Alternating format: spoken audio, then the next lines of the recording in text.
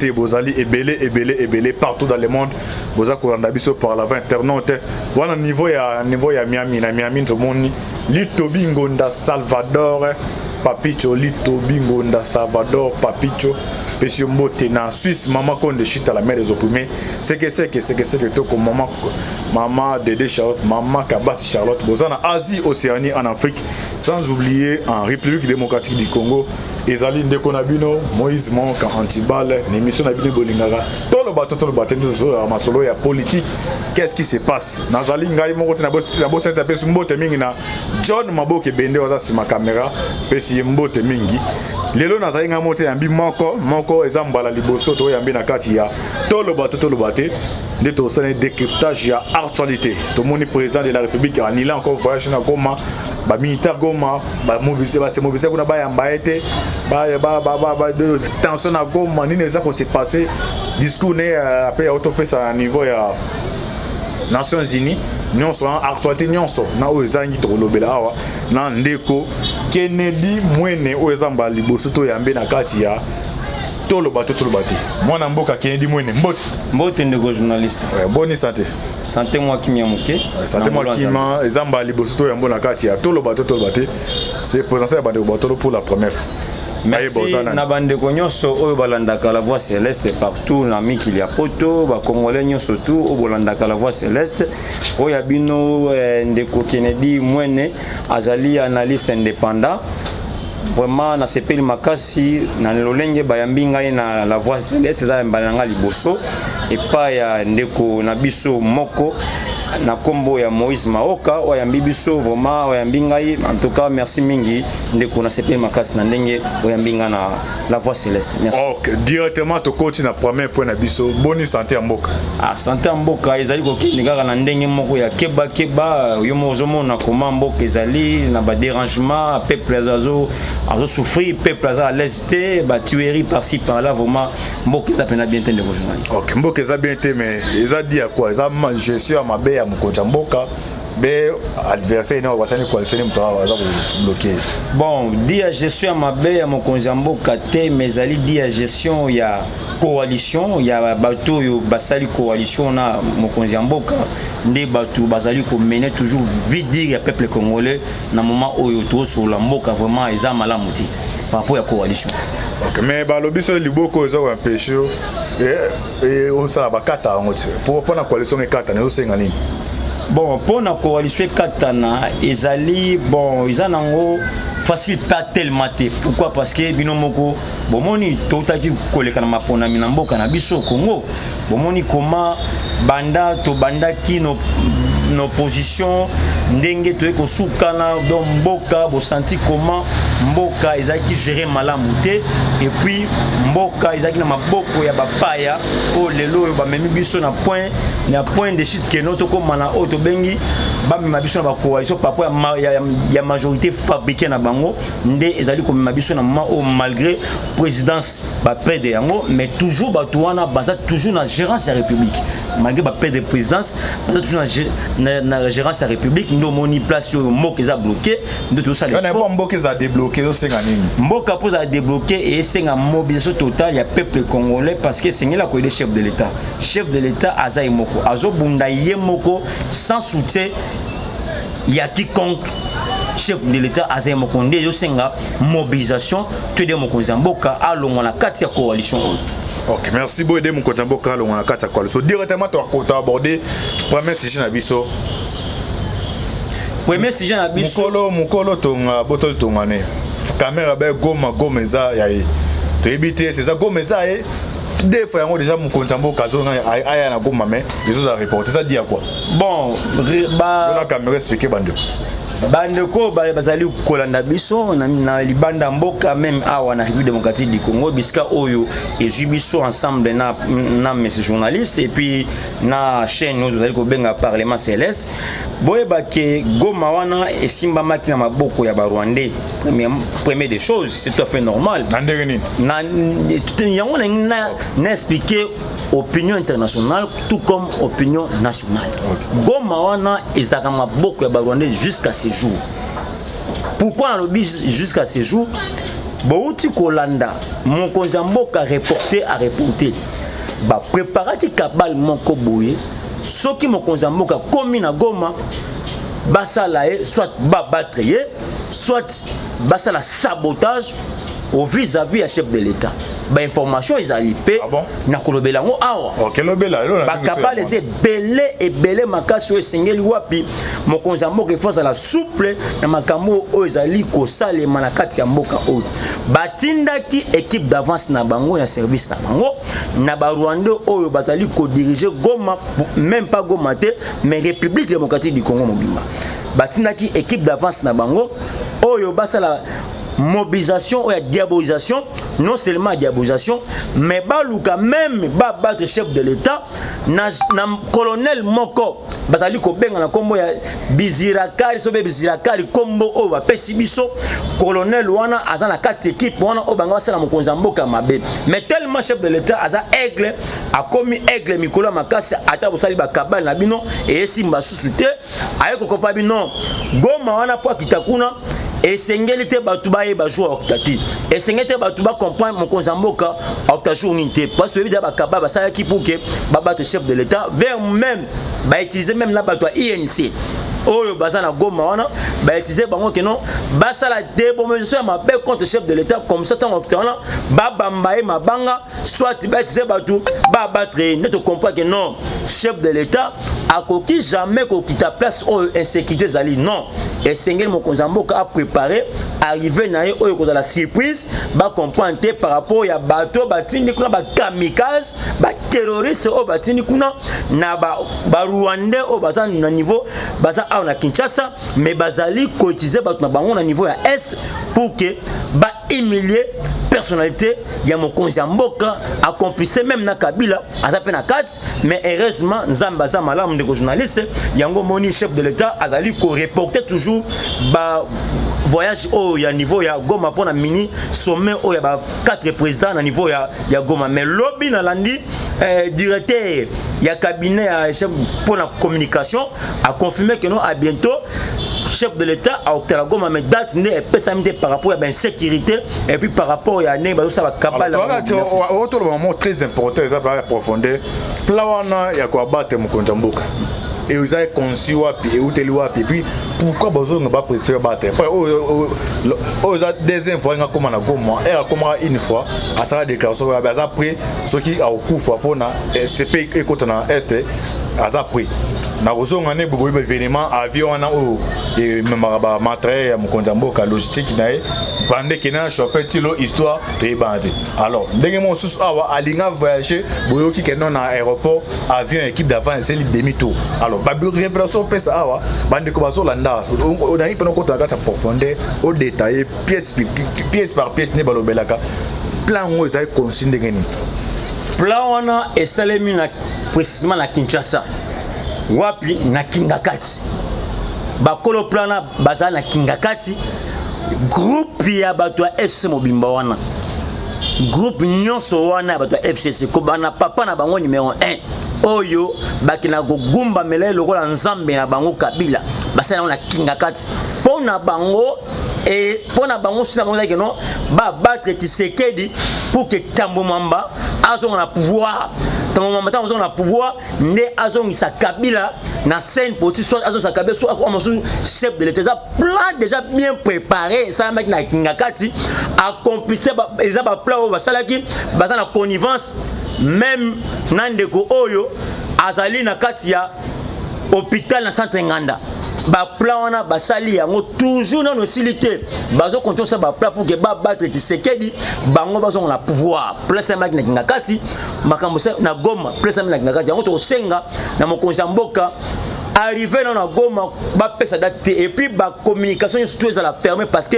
place à makasi faut ba battre yo otaki ko botai comme on a récemment avion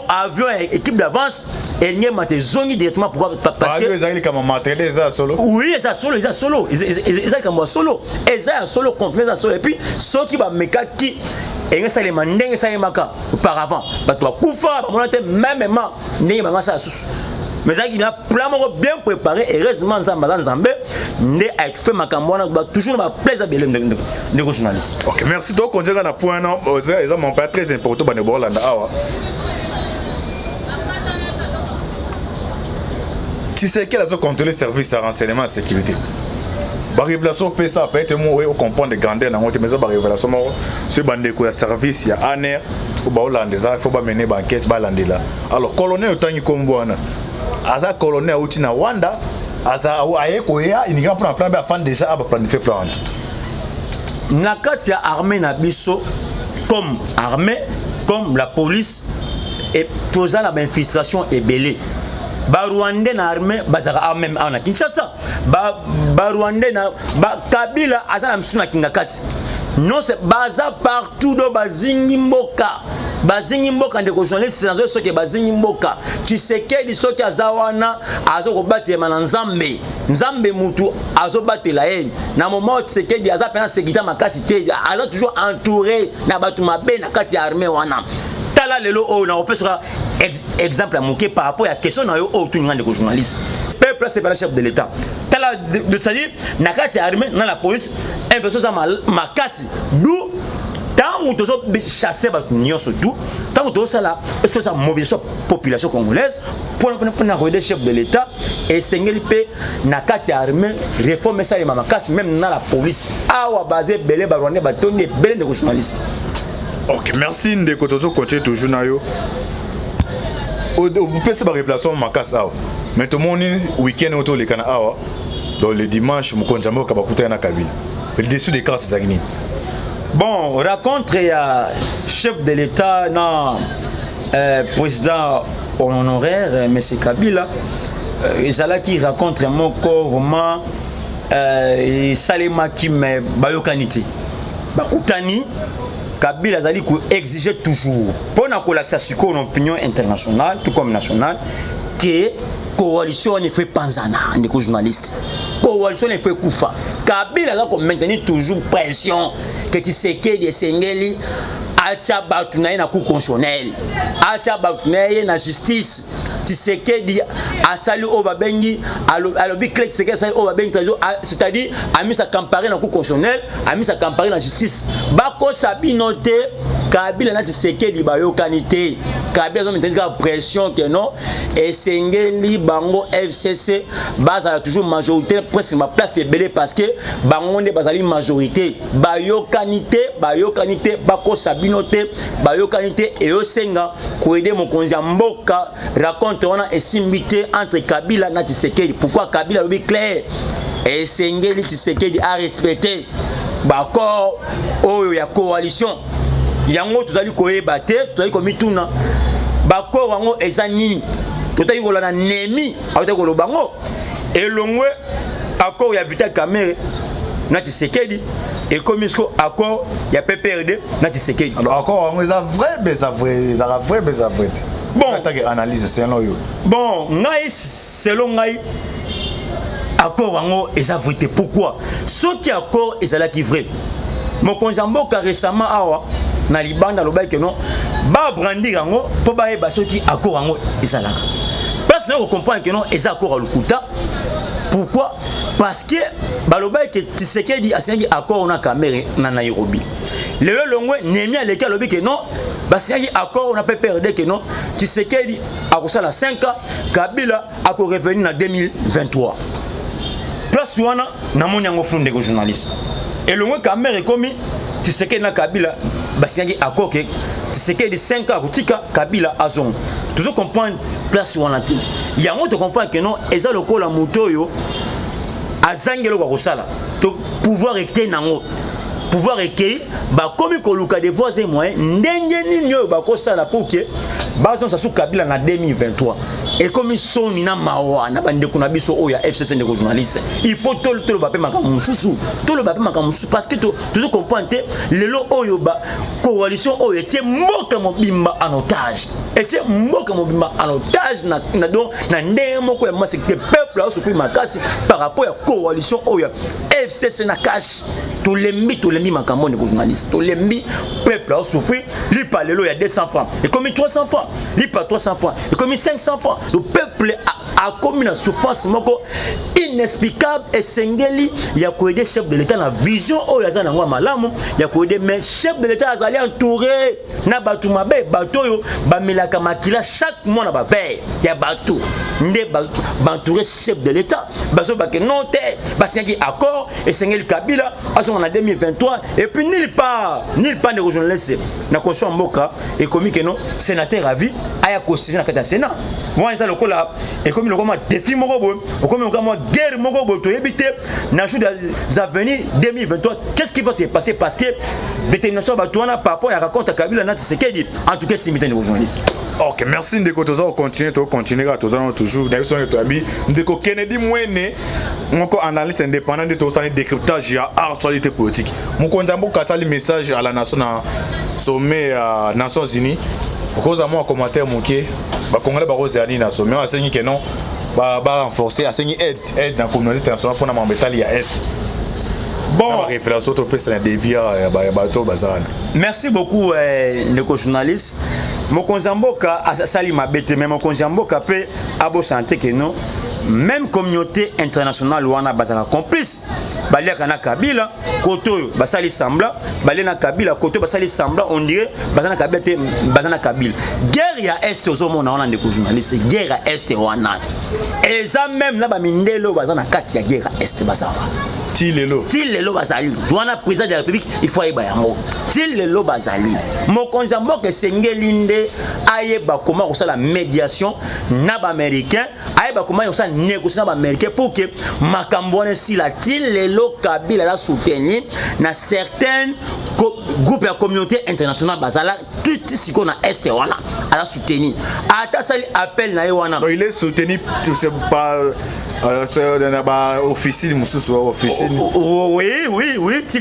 Tilelo Kabila zali alors pour soutien na ekatana yo 50 oui pour c'est un mandat de 5 ans atika na 3 mois et 3 ans pardon 3 ans et demi yene mto rande bilan et population de la bilan oui pour le koana ekatana le chef de l'état a joué diplomatie makasi sur le plan international à travers les Américains. À ça la diplomatie makasi. Pourquoi? Le lot n'a pas clairement. Chef de l'État Azob Nabitumba Yemokona FCC. Azob Nabitumba Yemokona INC. Azob Nabitumba Yemoko na Union européenne. Azob Nabitumba Yemokona nani na Lamuka. Chef de l'État. 4 groupes Yemoko. Tala degré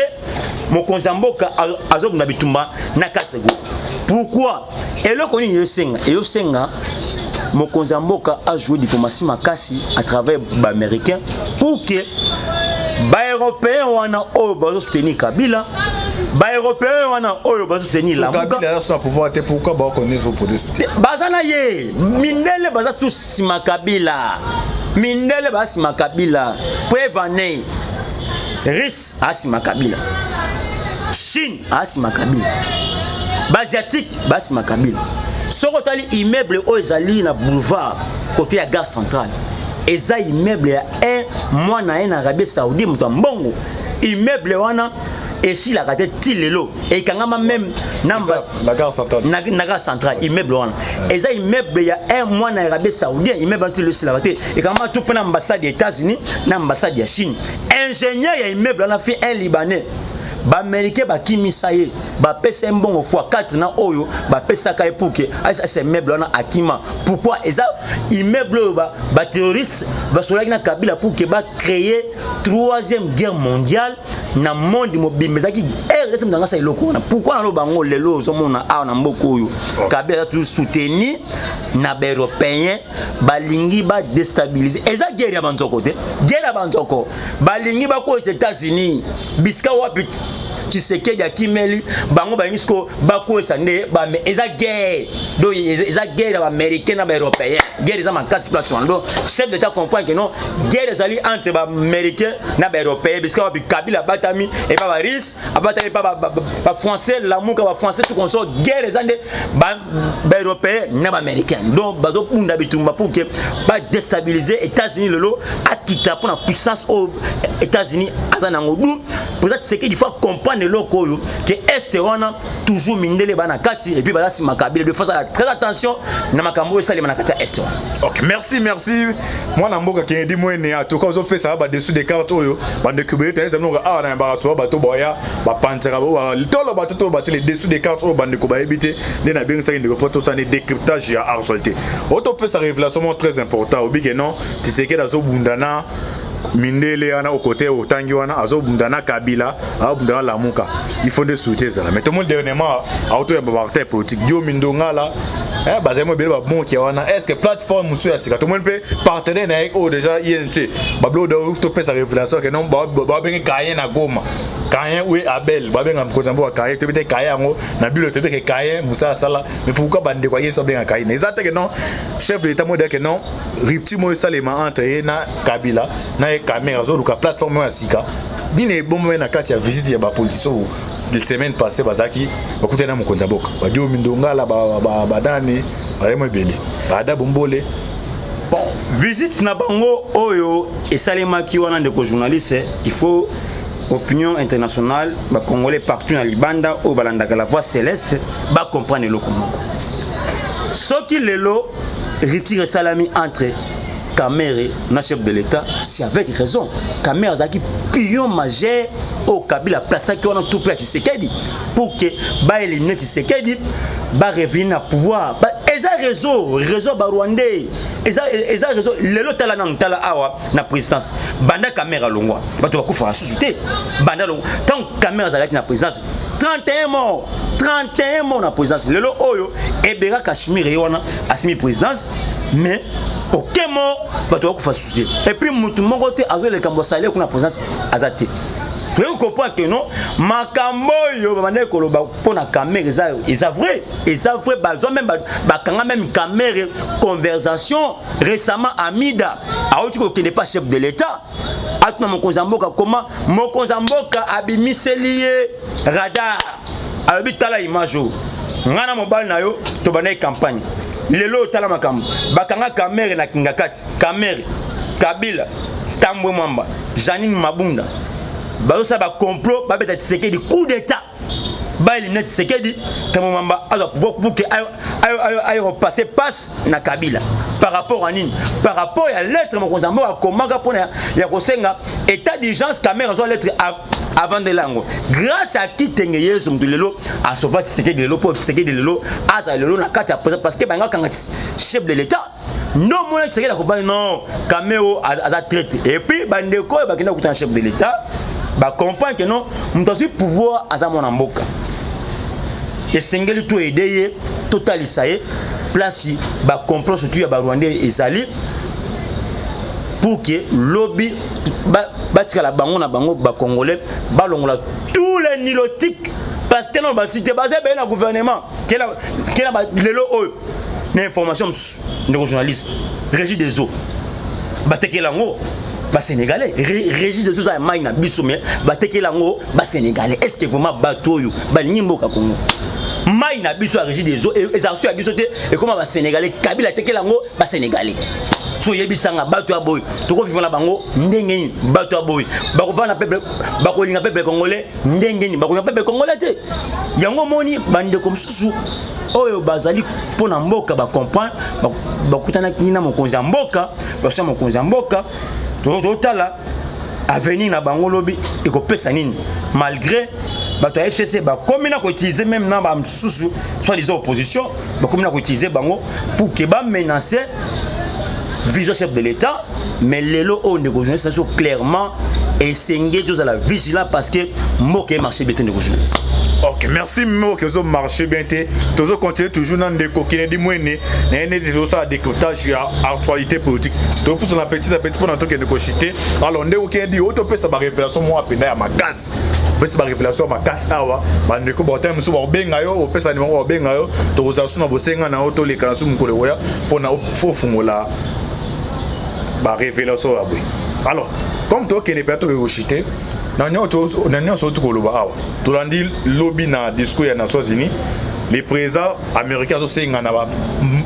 ba pays non so baza kata monde ba combattre Chine pour na bon ba na Chine selon les États-Unis ba na corona virus. Alors message on a biloko ba révélation pesa awa ou démontrer non c'est blanc que non Kabila ba entouré za asiatique. Alors pour na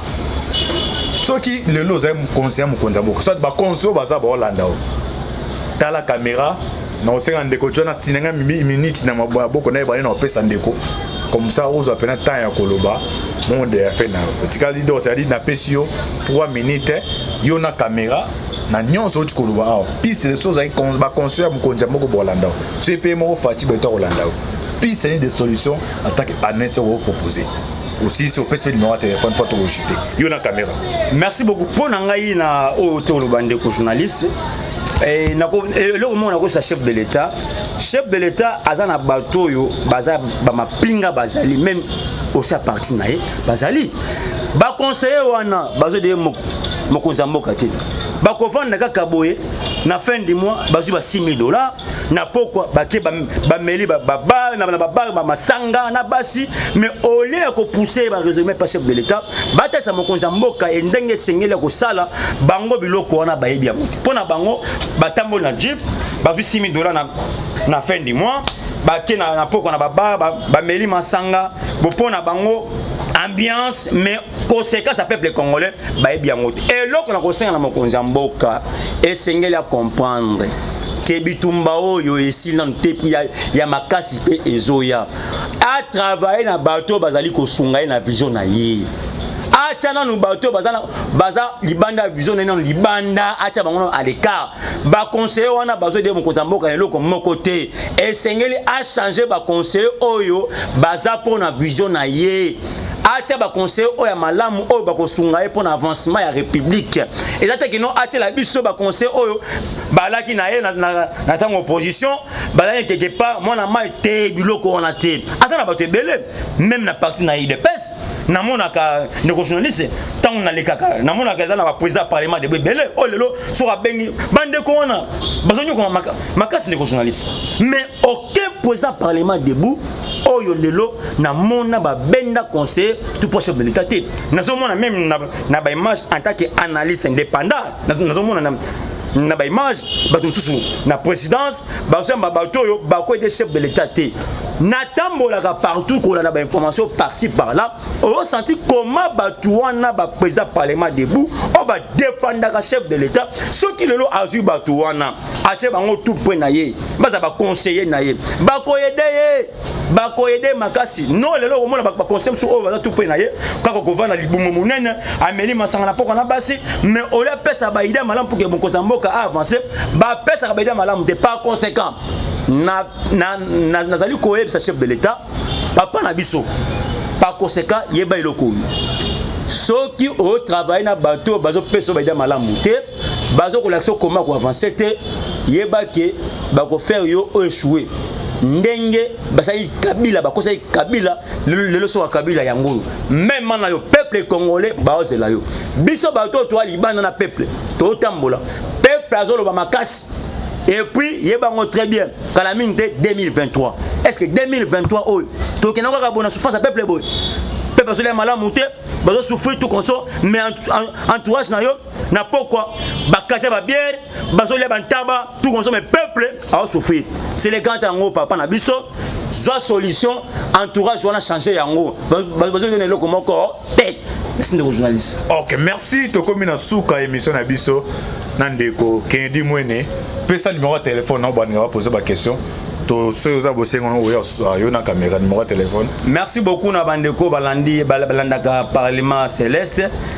numéro la voix céleste merci beaucoup la voix céleste merci beaucoup de journalistes merci beaucoup numéro nanga ezali plus que 243 85 888 66 87 plus 243 85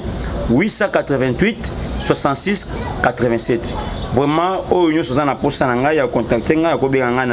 na numéro wana pour que to parler mamboka no moko bozomona ko mamboka ezali d'hôpital pas le potopoto na potopoto singeli vraiment ko aider ba mambutu ba chef de l'état pour avancer parce que juste là en tout cas baina no facilité ezo même mabiso que no mboka comme soka que no